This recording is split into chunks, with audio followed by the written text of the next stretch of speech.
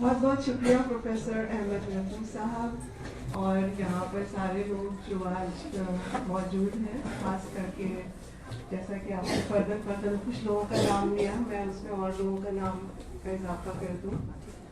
چندی گڑھ سے تشریف لائے ہیں گرجیت سنگھ چیما صاحب خاص طور سے،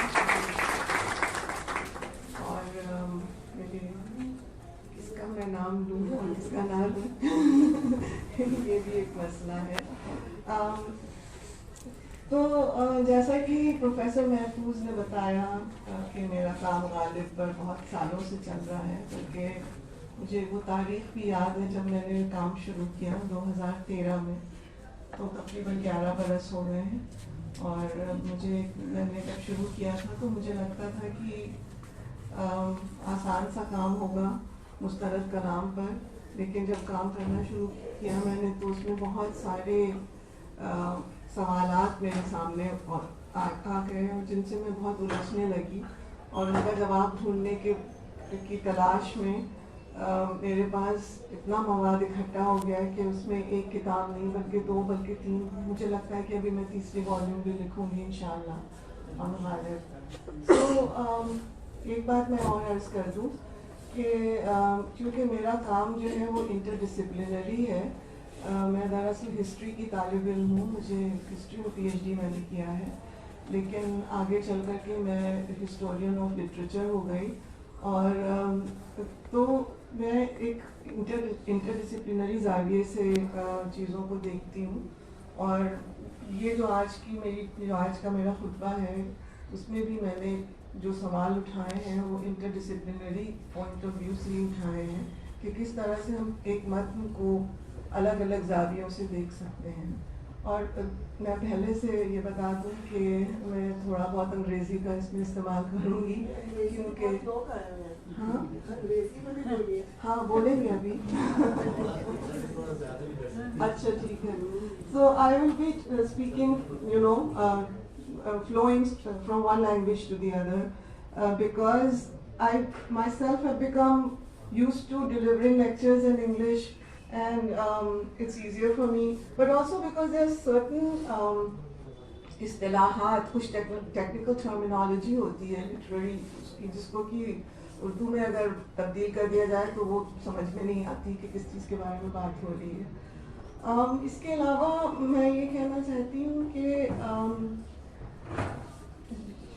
آج جو میں گفتگو کرنے جا رہی ہوں اس میں نے کچھ سوال اٹھائے ہیں جو کہ تھوڑا ہٹ کر کے ہیں، اور میں سمجھتی ہوں کہ میری یہ خوش قسمتی ہے آج کہ الگ الگ شعبوں سے لوگ یہاں آئے ہیں، انگریزی، اردو، پولیٹیکل سائنس، عربی، فارسی، جانے کہاں کہاں سے لوگ آئے ہیں. تو یہ بہت ہی ایک رچ آڈینس ہے for me to be presenting today.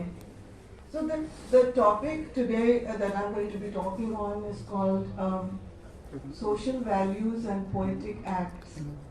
یعنی سماجی اقتدار اور شاعرانہ اور ادبی کارروائی. Don't interrupt me. I will find my way. Don't interrupt me. تو یہ میری چھوٹی بہن صاحبہ ہے، دیکھ لیجیے وہاں دیکھ، یہ مجھ سے کتنی چھوٹی ہیں اور مجھے وہاں سے انٹرپٹ کر رہی ہیں. اس کے پہلے یہ ہوتا تھا کہ میرے والد صاحب بیٹھتے تھے آڈینس میں اور وہ ایک منٹ دیکھ لو، ہمیں بات تو کرنے دو. پہلے یہ ہوتا تھا کہ وہ آڈینس میں بیٹھتے تو میری ایسی ہی حالت خراب رہتی تھی اور پھر وہاں سے بھی وہ اکثر مجھے کریکٹ کر دیتے تھے. تو خیر I am grateful to everyone. So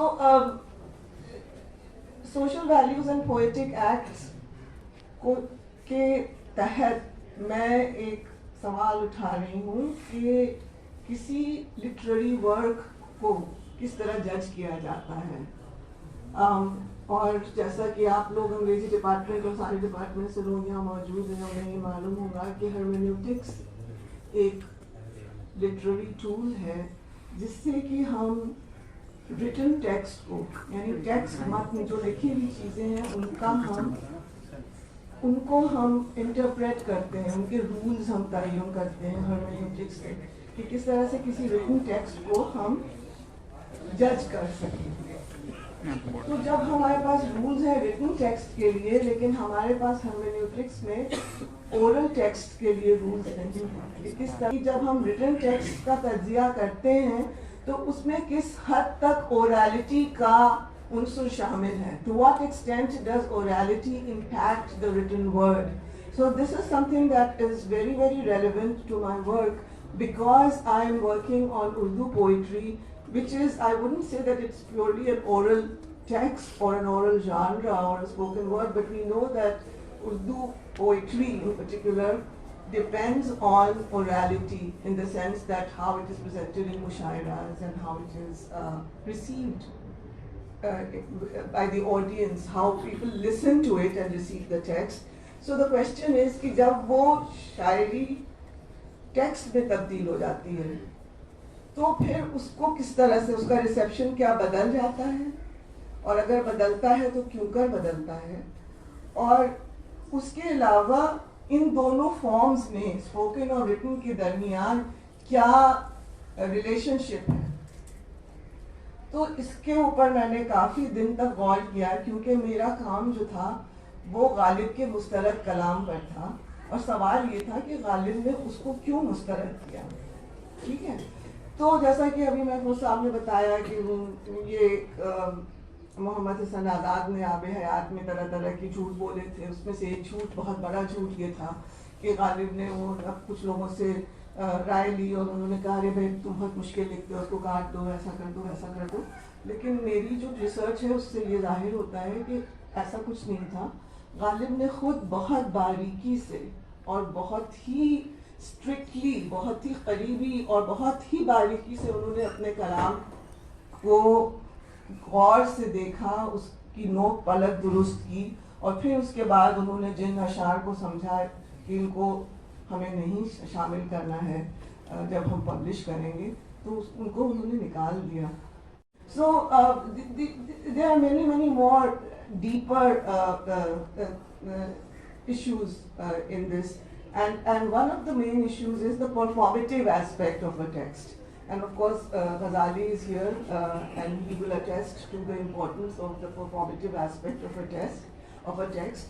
کیونکہ جب داستانیں جو تھیں وہ اورل تھیں, اور جب ان کو ناول کے شور نے لکھوا دیا تو وہ اتنی والیومز میں ہمارے پاس جمع ہو گئیں. تو داستان ہم نے یہ سنا ہے کہ وہ 42 والیومز میں, شاید دنیا میں 46 والیوم میں شاید میرے والد صاحب ہی وہ واحد تھے جنہوں نے وہ 46 والیومز پڑھ لی تھی. ادروائز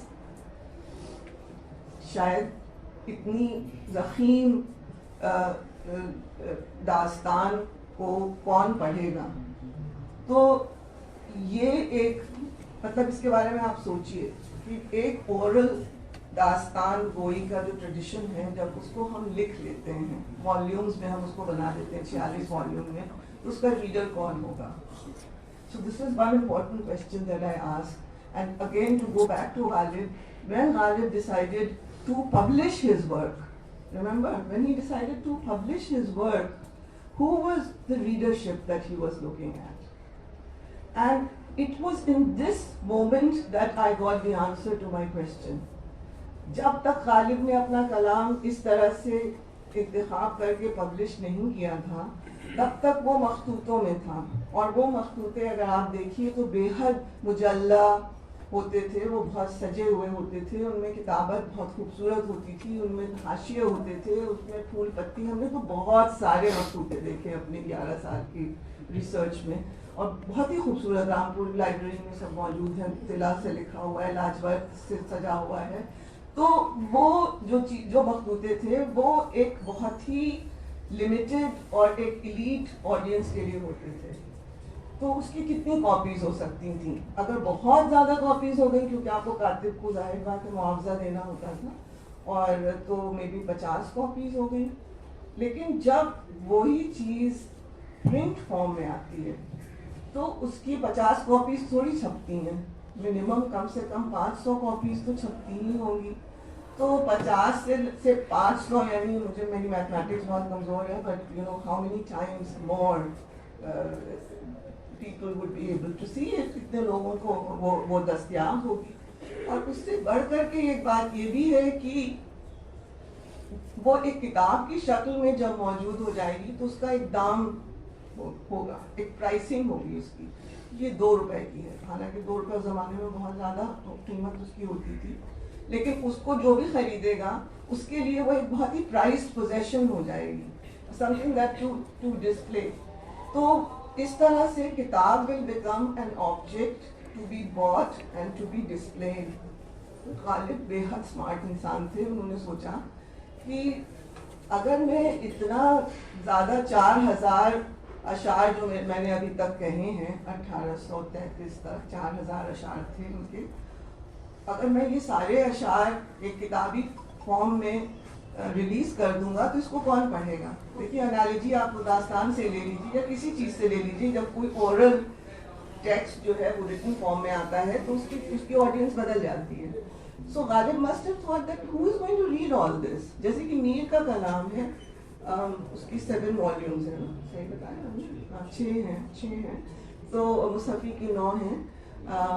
اس طرح سے جب میر کا کلام چھاپا ایسٹ انڈیا کمپنی نے, کلیات آف میر تقی میر, تو وہ بہت ہی والیومنس تھا. اور جب کوئی بھی چیز بہت ہی ضخیم اور والیومنس ہوتی ہے تو عام طور پر لوگ اس کو پورا نہیں پڑھتے, وہ ایسے ایسے دیکھ لیتے ہیں اسے, ایسے ایسے پلٹ کر کے, اور پھر کوئی نہ کوئی اس کا انتخاب کر دیتا ہے. اور لوگ جیسے میر کے بہتیرے انتخاب ہوئے, لیکن غالب کا انتخاب بہت کم ہو. غالب نے خود ہی اپنا انتخاب کر دیا تھا. تو ایک تو بات یہ ہوئی. دوسری بات یہ ہوئی کہ انتخاب عموماً کوئی دوسرا شخص کرتا ہے, خود شاعر اپنے ہی کلام کا انتخاب کرے, یہ بہت ہی کم ایسا ہوتا ہے, کیونکہ ہم اپنے کلام سے اتنا جڑے ہوئے ہوتے ہیں کہ ہم وہ پرسپیکٹو نہیں لا سکتے, وہ کرٹیکل آئی ہمارے پاس نہیں ہوتی جس کے ذریعے ہم اس کلام کی جانچ کر سکیں. تو اس وجہ سے غالب نے جب خود اپنے کلام کی جانچ کی اور انہوں نے سوچا کہ ہاں یہ مشکل ہے, یہ نہیں مشکل ہے, اس میں انہوں نے بہت سارے اچھے اشعار مسترد کر دیے. تو اس طرح سے انہوں نے جب کتاب ان کی سامنے آئی تو اس میں 1085 اشعار شامل تھے, اور انہوں نے تقریباً 2000 اشعار 2000 سے زیادہ انہوں نے مسترد کر دیے. تو اب سوال یہ اٹھتا ہے کہ ہم جب اس کو جج کریں گے, جب وہ مسترد کلام سامنے آیا بہت 50 سال بعد غالب کے گزرنے, after 50 years after Ghalib's passing, people had by then, they had forgotten that the Diwan Ghalib that they see is only an intikhab. تو وہ اس کی کہانی ہم نے اپنی فرسٹ بک میں اس کو بیان کیا ہے, غالب ویلڈرنیس ایٹ مائی ڈور اسٹیپ. اس میں ہم نے بتایا ہے کہ کس طرح سے وہ بھوپال میں جو لائبریری تھی, حمیدیہ لائبریری, وہاں پر وہ ملا کسی کو اور انہوں نے دیکھا کہ ارے یہ تو دیوان غالب ہے, لیکن اس میں تو بہت سارے ایسے اشعار ہیں جن کو کہ ہم لوگ جانتے ہی نہیں ہیں کہ یہ اس میں شامل تھے. سو یہ ہوا کہ بھائی اب اس کے ساتھ کیا کیا جائے, اس کو پبلش کیا جائے کہ اس کو نہیں کیا جائے. تو ایک بہت بڑا ڈبیٹ شروع ہوا کہ اس کو چھاپا جائے کہ نہیں, کیونکہ جس چیز کو غالب نے خود نہیں پبلش کیا تھا اس کو ہم لوگ کون ہوتے ہیں چھاپنے والے. لیکن پھر آخر میں یہ فیصلہ ہوا کہ نہیں, یہ تو ہسٹری کے لیے یہ ضروری ہے کہ ہم اس کو چھاپ دیں.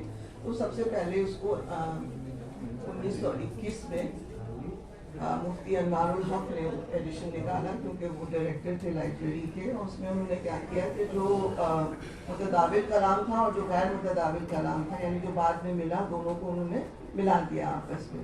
تو اس کو خلط ملط کرنے سے بھی ایک یہ ہو گیا کہ ایک ڈسٹارٹڈ پکچر ہمارے سامنے آ گئی, کیونکہ انہوں نے حالانکہ انہوں نے نشاندہی کر دی تھی اس میں کہ یہ مسترد ہے, یہ متداول ہے, لیکن پھر بھی ایک سارٹ آف گڈمٹ سی ایک چیز سامنے آ گئی. پھر بہت سالوں تک اس پہ کوئی کام نہیں ہوا. اور حیرت کی بات یہ ہے کہ غالب کا جو کلام ہے, جو غالب کا دیوان ہے, اس پہ ہر سال یا ہر دوسرے تیسرے سال ایک کامنٹری چھپتی تھی, نکلتی